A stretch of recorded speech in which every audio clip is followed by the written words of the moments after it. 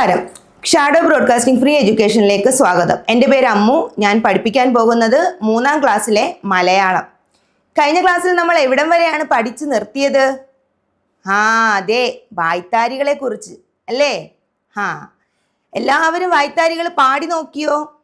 അച്ഛനെയും അമ്മയൊക്കെ പാടി കേൾപ്പിച്ചോ? നല്ല കുട്ടികൾ, എല്ലാവരും നല്ല കുട്ടികളാണെന്ന് ടീച്ചറിന് അറിയാം.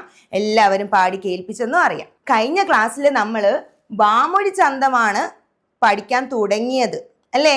ഇതിലെ ഈരടികൾ നമ്മൾ പാടി നോക്കിയായിരുന്നു, ഓർമ്മയുണ്ടോ? നമുക്കൊന്നും കൂടി പാടി നോക്കാം. ടീച്ചർ ആദ്യം ഈ നാടൻ പാട്ട് ഒന്ന് പാടിത്തരാം. നിങ്ങൾ ഈണമൊക്കെ ശ്രദ്ധിച്ച് കേട്ടിരുന്നിട്ട് അടുത്ത തവണ പാടുമ്പോൾ എൻ്റെ കൂടെ ചേർന്ന് പാടണം. തിന്താരോ തക തിന്താരോ തക തിന്താരോ തക തിന്താരോ തിന്താരോ തക തിന്താരോ തക തിന്താരോ തക തിന്താരോ തിന്താരോ തക തിന്താരോ തക തിന്താരോ തക തിന്താരോ തിന്താരോ തക തിന്താരോ തക തിന്താരോ തക തിന്താരോ. ഒന്നാനമ്മയ്ക്കും മക്കൾക്കുമാടാൻ രണ്ടാം കുന്നിന്മേലൂഞ്ഞാല്, രണ്ടാനമ്മയ്ക്കും മക്കൾക്കും ചൂടാൻ മൂന്നാം കാവിലെ മുല്ലപ്പൂ. തിന്താരോ തക തിന്താരോ തക തിന്താരോ തക തിന്താരോ തിന്താരോ തക തിന്താരോ തക തിന്താരോ തക തിന്താരോ. ഒന്നാനമ്മയ്ക്കും മക്കൾക്കുമാടാൻ രണ്ടാം കുന്നിന്മേലൂഞ്ഞാല്, രണ്ടാനമ്മയ്ക്കും മക്കൾക്കും ചൂടാൻ മൂന്നാം കാവിലെ മുല്ലപ്പൂ.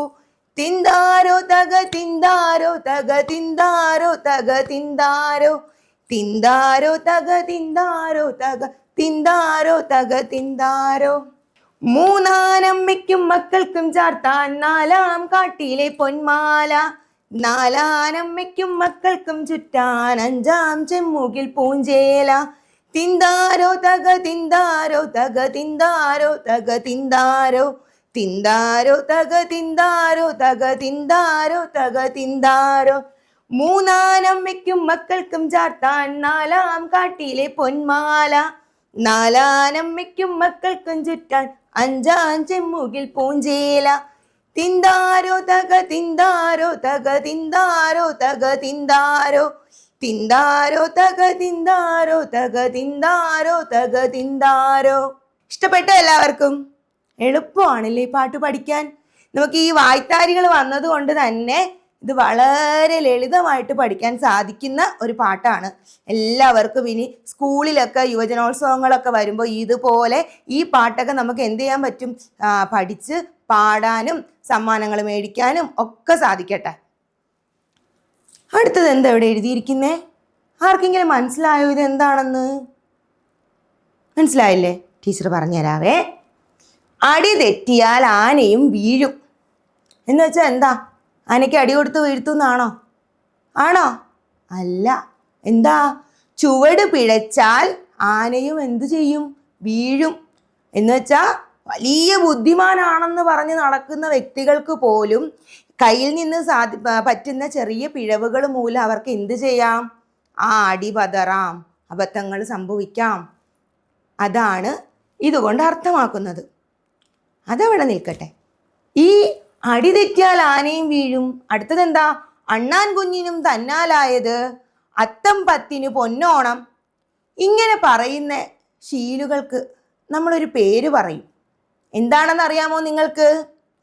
അതെ, പഴഞ്ചൊല്ലുകൾ. ഇവയ്ക്ക് നമ്മൾ പറയുന്ന പേരാണ് പഴഞ്ചൊല്ലുകൾ. എന്ന് വെച്ചാൽ പഴയ കാലം മുതലേ എന്താണ് ചൊല്ലിത്തന്ന കാര്യങ്ങളാണിവ, പഴഞ്ചൊല്ലുകൾ. അടി തെറ്റിയാൽ ആനയും വീഴും, അതെല്ലാവർക്കും മനസ്സിലായല്ലോ അതിൻ്റെ അർത്ഥം. അടുത്തതെന്താ? അണ്ണാൻ കുഞ്ഞിനും തന്നാലായത്. നിങ്ങൾ കണ്ടിട്ടുണ്ടോ ഉറുമ്പുകൾ അരിമണിയും പഞ്ചസാരയും ഒക്കെ ശേഖരിക്കുന്നത്? അവർക്ക് വേണമെങ്കിൽ ചിന്തിച്ചൂടെ, ഞാൻ വളരെ ചെറിയ ഒരു പ്രാണിയാണ്, എനിക്കിതൊന്നും പൊക്കിയെടുക്കാനുള്ള കഴിവില്ല, ഞാൻ എവിടെയെങ്കിലും അടങ്ങി ഒതുങ്ങിയിരിക്കാം, എൻ്റെ ആയുസ് തീരുമ്പോൾ ഞാനങ്ങ് ചത്തു പൊക്കോട്ടെ എന്ന് വിചാരിച്ച് വേണമെങ്കിൽ അവർക്ക് എവിടെയെങ്കിലും ഒതുങ്ങിക്കൂടാം അല്ലേ? പക്ഷെ അവരതിന് ശ്രമിക്കുന്നുണ്ടോ? ഇല്ല. അവരെന്താ കരുതുന്നത്? എന്നെ കൊണ്ട് പറ്റുന്നത് പോലെ ഞാൻ എനിക്ക് വേണ്ടി ആഹാരം സംഭരിക്കും. മഴക്കാലം ആയാൽ ഇവയ്ക്ക് പുറത്തിറങ്ങാൻ സാധിക്കുമോ? ഇല്ല. അവരപ്പോൾ എന്തു ചെയ്യും? വേനൽക്കാലത്ത് നല്ല അന്തരീക്ഷമൊക്കെ ഉള്ള സമയത്ത് ഇതുപോലുള്ള ധാന്യങ്ങളൊക്കെ ശേഖരിച്ച് വെക്കും. മഴക്കാലം ആകുമ്പോൾ അവർക്ക് നല്ല സുഭിക്ഷമായിട്ട് ആഹാരം കഴിക്കാൻ. അവരപ്പോൾ എന്താ ചെയ്യുന്നത്? ചെറിയൊരു പ്രാണിയാണെങ്കിലും അവരാൽ കഴിയുന്നത് പോലെ അവരെന്ത് ചെയ്യുന്നുണ്ട്? അധ്വാനിക്കുന്നുണ്ട്. അത് തന്നെയാണ് ഇവിടെ അർത്ഥമാക്കുന്നത്. നമ്മൾ എത്ര നിസ്സാരനാണെങ്കിലും നമ്മൾക്ക് ഒരുപാട് കഴിവുകൾ നമ്മളുടെ ഉള്ളിൽ ഉണ്ടായിരിക്കും. നമ്മളത് കണ്ടെത്തി പുറത്ത് കൊണ്ടുവരണം. എനിക്ക് ഒരു കഴിവുമില്ല എന്ന് പറഞ്ഞ് വെറുതെ ചുരുണ്ടുകൂടി ഇരിക്കാൻ ആരും ശ്രമിക്കരുത്. കേട്ടോ മക്കളെ? അടുത്ത മൂന്നാമത്തെ എന്താ? അത്തം പത്തിന് പൊന്നോണം.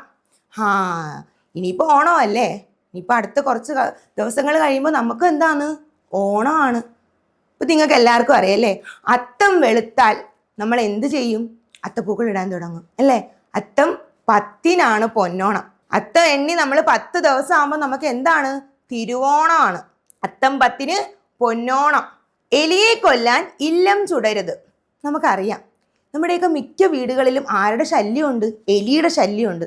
എലി ഇങ്ങനെ പാത്രങ്ങളൊക്കെ കരണ്ടി തിന്നുക, നമ്മൾ കൊണ്ടുവച്ചിരിക്കുന്ന സാധനങ്ങളൊക്കെ തിന്നുക, നമ്മുടെ തുണികൾ ഇങ്ങനെ കീറുക, ഇങ്ങനെയുള്ള ഭയങ്കര ഉപദ്രവമാണ് എലിയെ കൊണ്ട്, ഇല്ലേ? ചിലപ്പോഴൊന്നും സഹിക്കാൻ വയ്യാത്ത ഉപദ്രവമാണ് എലി നമുക്ക് തരുന്നത് എന്ന് കരുതി എലിയെ ഓടിക്കാൻ വേണ്ടി നമ്മൾ നമ്മുടെ വീട് അങ്ങ് പൊളിച്ചിടുവോ? അല്ലെങ്കിൽ വീട് കത്തിക്കുവോ? അങ്ങനെ നമ്മൾ ഒരിക്കലും ചെയ്യുവോ? ഇല്ല. അപ്പൊ എന്താണ്? ചെറിയ ചെറിയ ചെറിയ പ്രശ്നങ്ങൾ നമ്മുടെ ജീവിതത്തിൽ ഉണ്ടായാൽ നമ്മൾ എന്ത് ചെയ്യരുത്?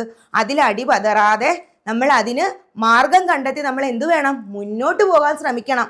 അതിലാണ് നമ്മുടെ വിജയം.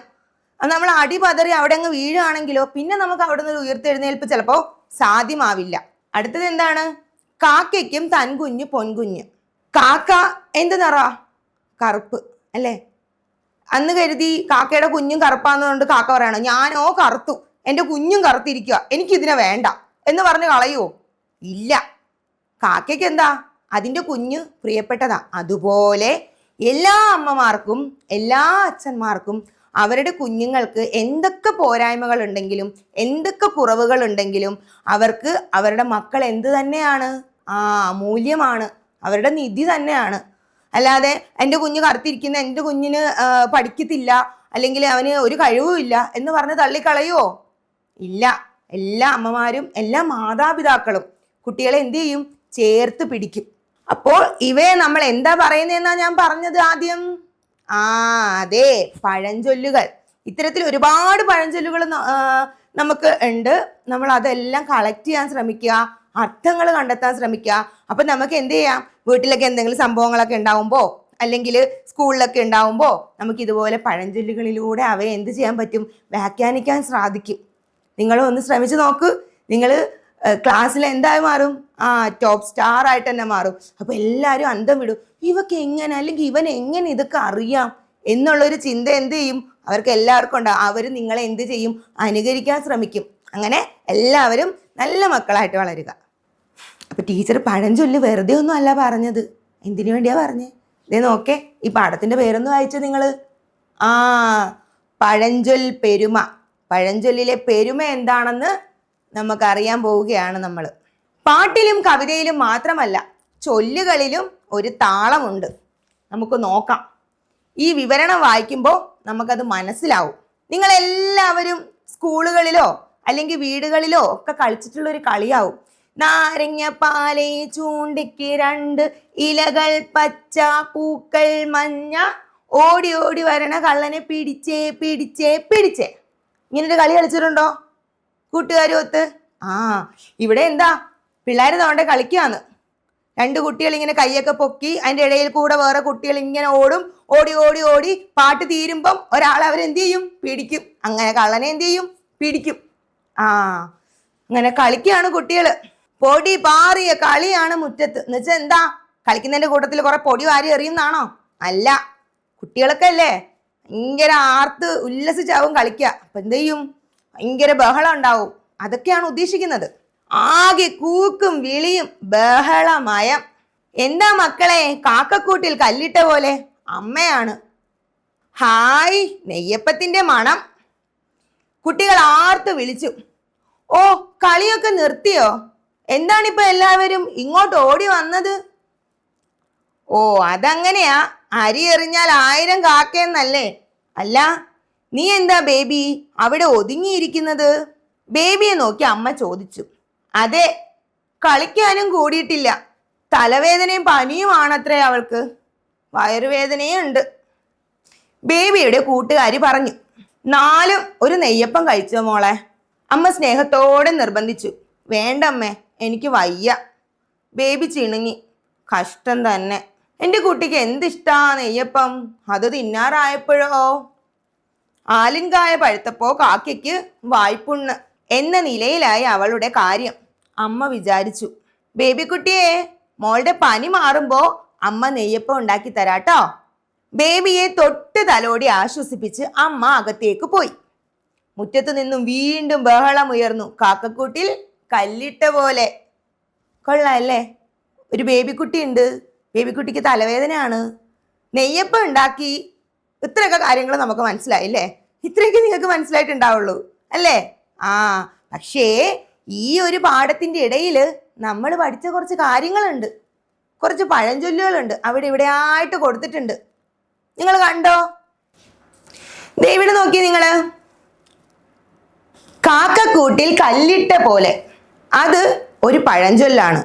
എന്ന് വെച്ചാൽ എന്തായിരിക്കും കാക്കക്കൂട്ടിൽ കല്ലിട്ട പോലെ എന്ന് പറയുമ്പോൾ? നിങ്ങൾ ശ്രദ്ധിച്ചിട്ടുണ്ടോ?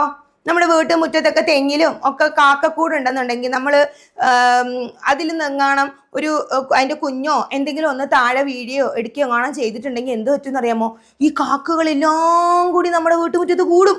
അതിൻ്റെ കുഞ്ഞിനെ നമ്മൾ എന്തോ ചെയ്യുന്ന പോലെ എല്ലാം കൂടെ കൂടും. അതുപോലെ നമ്മളൊരു കല്ലെടുത്ത് എറിഞ്ഞ് നോക്കിയേ, അതിന് എന്തെങ്കിലും കൂടിനൊരു അനക്കം പറ്റി നോക്കട്ടെ, എല്ലാവരും കൂടെ നമ്മൾ വളഞ്ഞിട്ട് ആക്രമിക്കാൻ വരും. അതുപോലെ കുട്ടികൾ എന്താണ്, വെളിയിൽ ഭയങ്കര കളിയിലാണ്. കാക്കക്കൂട്ടി കല്ലിട്ട പോലെ എന്ന് പറഞ്ഞാൽ എന്താ? അത്രയ്ക്ക് ബഹളമാണ് എല്ലാവരും കൂടി ചേർന്നിട്ട്. അതൊരു പഴഞ്ചൊല്ലാണ്, ഓർത്ത് വെക്കണേ. അടുത്ത് നോക്കിയേ നിങ്ങള്. ആലിൻകായ പഴുത്തപ്പോൾ കാക്കയ്ക്ക് വായ്പുണ്ണ്. ഇത് നമ്മൾ അങ്ങനെ സാധാരണ പറയുന്ന ഒരു പദപ്രയോഗമല്ല അല്ലേ? അപ്പോൾ അതിനെന്തോ പ്രത്യേകതയുണ്ട്. നമ്മളിപ്പോ പഠിക്കുന്നത് എന്താണ്? പഴഞ്ചൊല്ലുകളെ കുറിച്ചിട്ടാണ്. അതുകൊണ്ട് തന്നെ നമുക്ക് ഉറപ്പിക്കാം അതും ഒരു പഴഞ്ചൊല്ലാണ്. ഇവിടെ എന്തിനായിരിക്കും ഈ പഴഞ്ചൊല്ല് ഉപയോഗിച്ചിരിക്കുന്നത്? നിങ്ങളൊന്ന് ശ്രദ്ധിച്ചു നോക്കിയേ. ആലിൻകായ പഴുത്തപ്പോൾ കാക്കയ്ക്ക് വായ്പുണ്ണ് എന്ന് വെച്ചാ ഈ വായ്പുണ്ണ് വന്ന കാക്കയ്ക്ക് ആലിൻകായ കഴിക്കാൻ പറ്റുമോ? ഇല്ല. അത് തന്നെയാണ് ഇവിടെ നമ്മുടെ ബേബിക്കുട്ടിയുടെ അവസ്ഥയും അല്ലേ? നല്ല നെയ്യപ്പം ഉണ്ടാക്കിയപ്പോ ബേബിക്കുട്ടിക്ക് എന്തു പറ്റി?